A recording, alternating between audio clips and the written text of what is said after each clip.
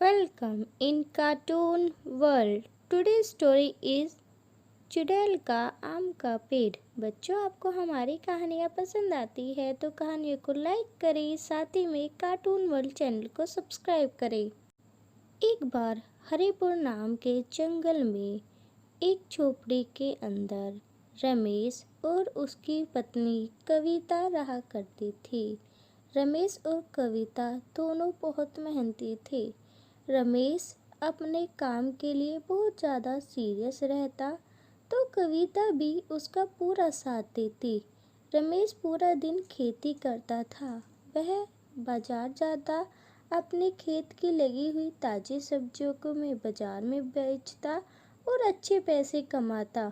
वहीं पर कविता पूरा दिन घर में रहती, अच्छे से घर का काम करती और खेती में भी रमेश की मदद करती। एक सुबह रमेश अपने खेतों पर डेली जाया करता था। वह जो भी दिन में काम करता उसे अपनी पत्नी को शाम को बताता। पूरा दिन का उसका यही काम था। वह अपने खेतों में जाता, अपनी फसलों को पानी देता और जो भी उनमें ज़रूरत पड़ती उन सभी ज़रूरतों को पूरा करता। इस तरह से रमेश का पूरा दिन अपने खेतों में ही बीत जाता था और शाम को वह घर आता। अरे ओ कविता, क्या कर रही हो? कुछ नहीं जी, बस खाना ही बनाने जा रही थी। तो आज खाने में क्या बनाया है तुमने? आपकी पसंद के मैंने बैंगन आलू बनाए हैं। ये तो बहुत अच्छी बात है। तुम मेरा कितना ख्याल रखती हो। पर जी, आप तो मेरा बिल्कुल ख्याल नहीं रखते। ये क्या कह रही हो कविता? मैंने कब तुम्हारा ख्याल नहीं रखा? कहाँ रखते हो जी? आपको पता तो है मुझे आम कितने पसंद है, बट आप मेरे लिए आम ही नहीं लाते। अच्छा, ये बात है। चलो मैं कल तुम्हारे लिए पक्के पक्के आम लाता हूँ। अगली सुबह रमेश अपने खेतों पर जाता है, साथ ही में अपने सेब के, नाशपाती के और आम के बगीचे में भी जाता है। अरे वाह, मेरे तो सारे फल पक गए हैं। नाशपाती और सेब के साथ साथ ये कितने रसीले आम हैं। अगर इन्हें मैं कविता को दूंगा तो उसकी सारी नाराजगी मुझसे दूर हो जाएगी और वह खुशी खुशी से इन आमों का स्वाद लेगी। आज तो मैं अपनी प्यारी पत्नी के लिए ये लेकर जाऊंगा। फिर वह रमेश एक थैले में ताजे ताजे आम को भरकर घर लेकर आता है। घर के अंदर आने के बाद रमेश अपनी पत्नी कविता को आवाज़ लगाता है, कविता, कविता। कविता किचन से बाहर आती है और बाहर आने के बाद वह अपने पति रमेश से पूछते हैं, क्या हुआ जी? इतनी तेज आप क्यों चिल्ला रहे हो? मैं तो पास में ही थी।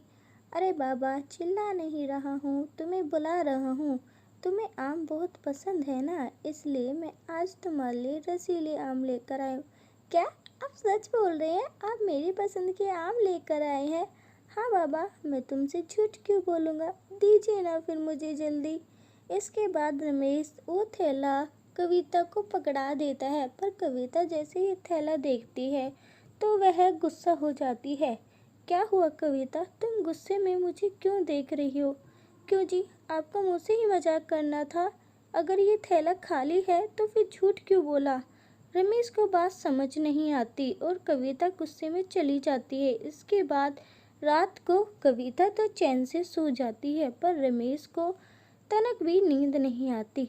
अरे, मैं तो कविता के लिए पके पके आम लेकर आया था, पर न जाने आम रास्ते में कहाँ चले गए। मुझे इस बात का पता लगाना होगा। इस तरह से सोचते हुए रात बीत जाती है। अगली सुबह, कविता, मैं अपनी खेती पर जा रहा हूँ, तुम ध्यान रखना और समय से खाना खा लेना। कविता नाराज होती है तो वह जवाब नहीं देती। और हाँ, मैं तुम्हारे लिए आज जरूर आम लेकर आऊँगा, कल के लिए मुझे माफ़ कर। ये सब कहने के बाद रमेश अपनी खेती पर जाता है और वह उसी पेड़ के पास जाता है। अरे, यहाँ पर तो सभी आम वैसे के वैसी है जैसे कि मैं कविता को लेकर गया था, पर न जाने रास्ते में आम कहाँ चले गए। उसी पेड़ पर एक चुड़ैल का वास था जो रमेश को देखकर हंस रही थी। बड़े आए मेरे आम ले जाने वाले। इस पेड़ के आम तो मैं किसी को नहीं खाने दूंगी। तुम कितनी भी कोशिश कर लो रमेश, ये पेड़ तो मेरा है और मेरा ही रहेगा। अगर तुमने इसके आम खाने की कोशिश की तो अच्छा नहीं होगा। इस तरह से चुड़ैल हा हा हा करके हंस रही थी और रमेश को यह सब दिखाई नहीं दे रहा था। उसको चुड़ैल और चुड़ैल की बातें सुनाई भी नहीं दे रही थी। वह बस अपनी ही परेशानियों में उलझा हुआ था कि किस तरह से थैले के आम गायब हो गए। इसी तरह से सोच में और खेतीबाड़ी की देखभाल में शाम हो जाती है। शाम को फिर रमेश एक थैला तैयार करता है और चल देता है। इस बार उसने थैले को अच्छे से पकड़ा हुआ था, पर अचानक से थैला गिरता है और उससे सारे आम निकलते हैं और चुड़ैल बाहर आती है। अरे बाबा चुड़ैल, मुझे बचाओ। तुम्हें मैंने कितनी बार समझाने की कोशिश करी, पर तुम नहीं मानते। मेरे आम को छूने की तुम्हारी हिम्मत कैसे हुई? चले जाओ यहाँ से, वरना आम की जगह मैं तुम्हें ही खा जाऊंगी। इसके बाद रमेश बहुत ज़्यादा डर जाता है। चुड़ैल देखने में भी बहुत डरावनी थी। उसकी बातों से उसे समझ नहीं आ रहा था वह क्या करे। रमेश वहाँ से जल्दी से अपनी जान बचाकर भाग जाता है और चुड़ैल देखा कैसे डरकर भाग गया। अरे मुझे तो आम पसंद है, मैं तो आम खाती हूँ, मुझे भला रमेश को खाकर क्या मिलेगा। पर अब सही है, ये मेरे आम को नहीं छेड़ेगा और मैं आम अच्छे से खा सकूंगी। इसके बाद रमेश अपनी जान बचाकर घर पहुंचता। अरे अरे ओ कविता, कहाँ हो तुम? अरे अब क्या हुआ? आप इतने हाफ क्यों रही हैं और इतने घबराए हुए क्यों हैं? अरे अब घबराने की बात कर रही हो? मेरे पीछे एक चुड़ैल लगी है जो मुझे मार डालेगी। ये कैसी बह की भक बात कर रही हैं? चुड़ैल और वो हमारे पीछे? हाँ हाँ कविता, जो मैं आम तुम्हारे लिए लेकर आया था वो भी उस चुड़ैल ने खा लिए और आज तो वो मुझे ही खा जाती है। हे भगवान, आपको कुछ हुआ तो नहीं जी? नहीं कविता, मुझे कुछ नहीं हुआ, पर हमारी फसलें और हमारे आम दोनों ही उस चुड़ैल के कब्जे में हैं। जब तक मैं उसका कुछ नहीं कर लेता, हम कोई भी फसल को बाजार में नहीं बेच पाएंगे। इससे तो हमारा बहुत नुकसान होगा। हाँ जी, बट इसके लिए कुछ न कुछ हमें सोल्यूशन देखना होगा। मैं कल एक बाबा को लेकर जाता हूँ। इसके बाद अगले दिन रमेश एक तांत्रिक को लेकर आता है।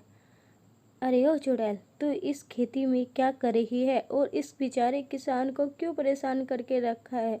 मैंने किसी को परेशान नहीं करा, मुझे सिर्फ आम खाने पसंद है और इस बगीचे के सारे आम मेरे हैं। मैं किसी को नहीं खाने दूंगी।